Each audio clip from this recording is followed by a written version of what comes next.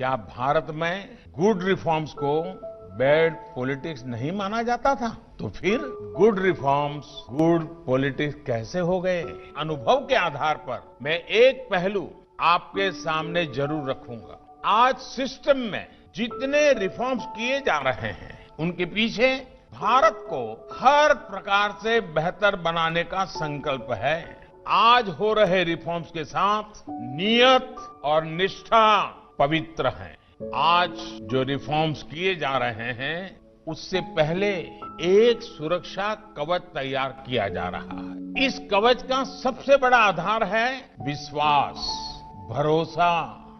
श्री मोदी के नेतृत्व में देश में किए जा रहे बदलाव की महक हर क्षेत्र में महसूस की जा सकती है। नई सुविधाओं के लिए, नई व्यवस्थाओं के लिए रिफॉर्म्स बहुत जरूरी है। हम पिछली शताब्दी के कानून लेकर के अगली शताब्दी का निर्माण नहीं कर सकते। जो कानून पिछली शताब्दी में बहुत उपयोगी हुए वो अगली शताब्दी के लिए बोझ बन जाते हैं और इसलिए रिफॉर्म ये लगातार प्रक्रिया होनी चाहिए। लोग अक्सर सवाल पूछते हैं कि पहले की तुलना में अब हो रहे रिफॉर्म्स ज्यादा बेहतर तरीके से काम क्यों करते हैं? पहले की तुलना में अब अलग क्या हो रहा है? कारण बहुत ही सीधा है। पहले रिफॉर्म्स टुकड़ों में होते थे, कुछ सेक्टरों, कुछ विभागों को ध्यान में रख के होते थे।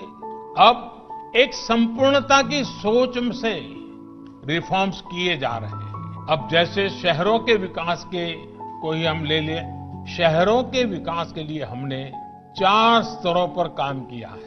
बीते समय से चली आ रही समस्याओं का समाधान हो, जीवन ज्यादा से ज्यादा सुगम हो, ज्यादा से ज्यादा निवेश हो और शहरों की व्यवस्थाओं में आधुनिक टेक्नोलॉजी का उपयोग अधिक हो। संपूर्णता की इसी सोच के साथ किए जा रहे सुधार केंद्र सरकार के हर कदम में दिखाई देते हैं, चाहे वो लोगों की रोजमर्रा से जुड़ी चीजें हों या सामाजिक मुद्दे या फिर रक्षा या अर्थव्यवस्था से जुड़े सवाल।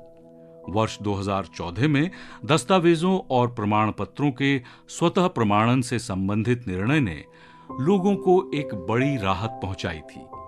इस बारे में प्रयागराज निवासी निधि नाग कहती हैं, मैं यूपीएससी की प्रिपरेशन कर रही हूँ। 2014 में जो मोदी सरकार ने सेल्फ अटेस्टेड को लेकर के जो लाखों प्रतियोगी परीक्षाओं के जो छात्र थे उनके लिए जो कदम उठाए हैं वो काफी सराहनीय हैं, क्योंकि इससे पहले हम जैसे आम छात्रों को अधिकारियों के आगे चक्कर लगाने पड़ते थे और वो एक बार में ये काम नहीं करते थे। इस कदम से आम जनता के ऊपर मोदी सरकार का जो भरोसा है और विश्वास है उसको भी बल मिला है।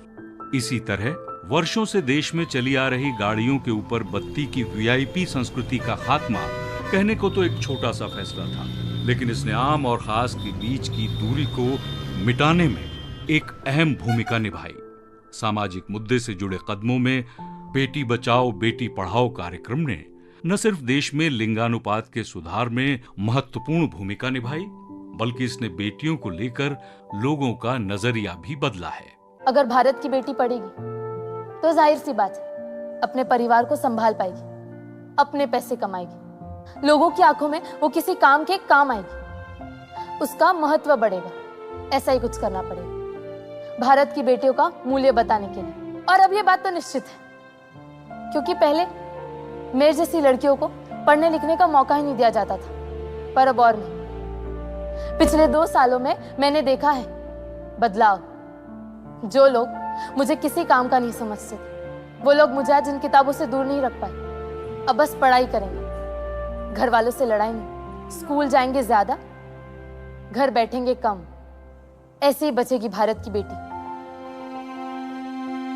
भारत बदलने का एक अथक प्रयास प्रधानमंत्री श्री नरेंद्र मोदी के नेतृत्व में। स्वच्छ भारत अभियान ने लोगों में सफाई को लेकर व्यवहार परिवर्तन की एक नई मिसाल पेश की है। अक्टूबर सन 2019 में देश के 6 लाख से अधिक गांवों को खुले में शौच से मुक्त घोषित कर दिया गया। घर घर शौचालय ने महिलाओं को सम्मान पूर्वक जीने का हक दिया। चंडीगढ़ के रहने वाले अमनदीप सिंह इस बदलाव को कुछ इस तरह बयां करते हैं। आज से 8-10 साल पहले मेरा एक मित्र अमेरिका से आया और हम चंडीगढ़ में ही सड़क पे घूम रहे थे, तो कहीं जाते हुए उसने कोल्ड ड्रिंक की बोतल से कोल्ड ड्रिंक पी और कोल्ड ड्रिंक की बोतल जो है खिड़की खोल के बाहर फेंक दी। आज कोई अगर करे, वही चीज अगर कोई और व्यक्ति करे, मैं आपको गारंटी से कह सकता हूं कि 4 साल का 5 साल का बच्चा भी आपको टोकेगा। वो क्यों? क्योंकि भारत सरकार ने एक ऐसा मिशन शुरू किया था, स्वच्छ भारत मिशन, जो लोगों तक पहुंचा, लोगों के लिए बना और लोग उसको सराह रहे हैं और आगे लेके जा रहे हैं, और यही न्यू इंडिया बनाएगा। प्रधानमंत्री उज्ज्वला योजना के तहत गरीब परिवारों को मुफ्त एलपीजी कनेक्शन ने महिलाओं को रसोई गैस के धुएं से आजादी देने के साथ साथ स्वस्थ जीवन जीने का हक दिया है। हेरी तेरी आंखों में चमचमा रही है खुशी, हेरी तेरे होठों पे भी तो खिल रही है हंसी, हेरी तेरी बातों से आ रही खनक सी कोई, हेरी तेरे चेहरे पे भी तो है चमक सी नहीं, भाग ही अपना हो जैसे बदल गया। घर आई उज्ज्वला, घर आई उज्ज्वला, मुझे सम्मान मिला, घर विद्यमान मिला, जो पाई उज्ज्वला, घर आई उज्ज्वला। इसी तरह मुस्लिम महिलाओं को 3 तलाक की कुप्रथा से मुक्ति ने उन्हें गरिमापूर्ण जीवन जीने का हक दिया है। आर्थिक सुधार के क्षेत्र में रक्षा, विमानन, बीमा, कोयला और ई कॉमर्स क्षेत्रों को विदेशी निवेश के लिए खोलना एक क्रांतिकारी कदम है।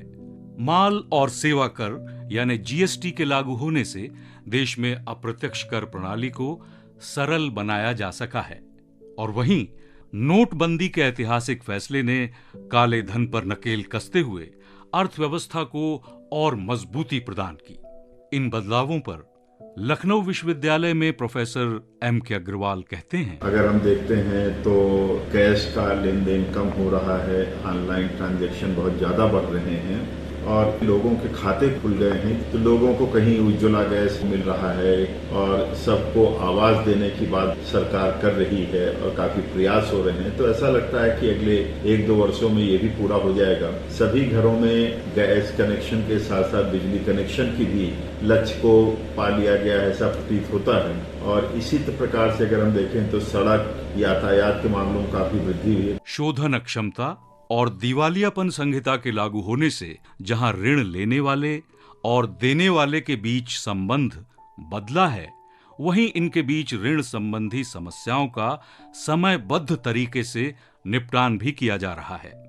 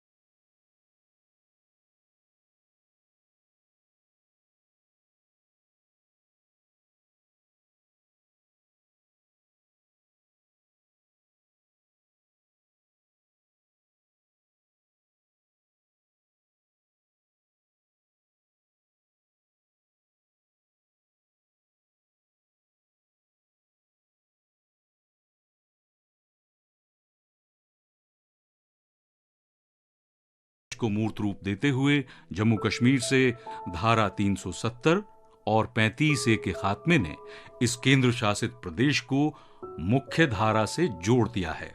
हाल के दिनों में यहां लागू की गई उद्योग नीति पर Jammu Kashmir chamber of commerce के सेक्रेटरी जनरल गौरव गुप्ता कहते हैं, इंडस्ट्रियल पॉलिसी आने के बाद जो एक टारगेट है वो यही है कि यहाँ पर पूरी जो यहाँ की इकोनॉमी है वो बूस्टअप हो। और इसके अलावा जो सबसे ज्यादा जो इसमें इंपॉर्टेंस दी जा रही है वो यहाँ के रोजगार को लेकर दी जा रही है। रोजगार बढ़ेगा, इकोनॉमी आपकी बढ़ेगी, हमारे यहाँ के युवा रोजगार में आएंगे, तो जम्मू कश्मीर का जो मुझे लगता है आने वाला जो समय है वो काफी एक बेहतर समय होगा, क्योंकि जम्मू कश्मीर एक ऐसा प्रांत है जो पिछले 30 सालों से मिलिटेंसी की तरफ से जो जूझ रहा था। मुझे लगता है कि मोदी जी ने जो एक न्यू अनाउंसमेंट जो इकोनॉमिक रिफॉर्म्स लाए हैं, कहीं ना कहीं पर एक बहुत बड़ा एक कदम है।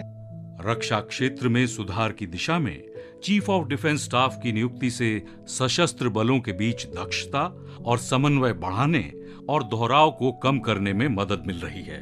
आत्मनिर्भर भारत की सोच के तहत देश में रक्षा उपकरणों के निर्माण और उनके निर्यात पर बल दिया जा रहा है। कर्नाटक के उडुपी के रहने वाले पूर्व सैनिक चंद्रशेखर नावड़ा सरकार के इन फैसलों की सराहना करते हुए कहते हैं, जो रक्षा क्षेत्र में उसका निजीकरण और जो विदेशों से हथियार खरीदते समय उनके साथ जो वो एग्रीमेंट करके अपनी देश की निजी कंपनियों को बढ़ावा देने जैसे कदम बहुत ही अच्छा साबित हुआ है और अगले वर्षों में इसकी अच्छा नतीजा मिलेगा। जो हाल ही में जिन्होंने घोषणा किया था राष्ट्रीय मौद्रिक पाइपलाइन घोषणा, इससे भी बिजली, सड़क, रेलवे जैसे क्षेत्रों में सुधार आएगा। सशस्त्र बलों में महिलाओं की भागीदारी को बढ़ाने के तहत भारतीय सेना की शॉर्ट सर्विस कमीशन महिला अधिकारियों को स्थायी कमीशन प्रदान किया गया है और इसी तरह भारतीय नौसेना में पहली बार महिला पायलट्स को अवसर दिया गया है। देश में पहली बार महिला सशस्त्र बल का दस्ता जब गणतंत्र दिवस की परेड में शामिल हुआ तो पूरी दुनिया ने भारत में महिला सशक्तिकरण और नारी शक्ति की एक बानगी देखी। ये गौरव की बात तो है ही, शक्ति और सौम्यता का अनूठा संगम भी। भारतीय वायुसेना के लिए और डिफेंस सर्विसेज के लिए एक बहुत गर्व की बात थी। हम लोग जो विजिटिंग डिग्नेटरी हैं उनको गार्ड ऑफ ऑनर देते हैं जब भी वो हमारे that's the first event that happens जब कोई विजिटिंग डिग्नेटरी आता है, तो बहुत गर्व महसूस हो रहा था मुझे कि मैं एक अंतर सेना सम्मान गार्ड को कमांड कर रही थी। ऐसे तमाम सुधारों के पीछे एक मजबूत इच्छा शक्ति और दूरदर्शिता नजर आती है। शायर ने कहा है, दुनिया में वही शख्स है ताजीम के काबिल जिस शख्स ने हालात का रुख मोड़ दिया है। तमाम राजनीतिक और अन्य बाधाओं के बीच प्रधानमंत्री नरेंद्र मोदी के ये सारे कदम दूरगामी सोच के साथ हालात का रुख मोड़ने वाले ही तो हैं।